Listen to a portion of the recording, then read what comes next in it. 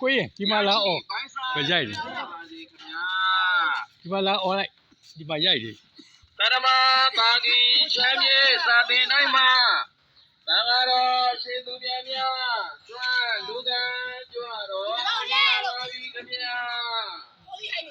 လူချင်းလူပါသူတော်ကောင်းများတက်ရှိညမ်းပါစိတ်ချမ်းသာ၍ကောင်းကျိုးလိုရာဆန္ဒများနဲ့ပြည့်ဝနိုင်ကြပါစေခင်ဗျာစိတ်ရှိသည်ဗျာဘေးကလူရန်နိုင်သောဘွားတို့ကိုလည်း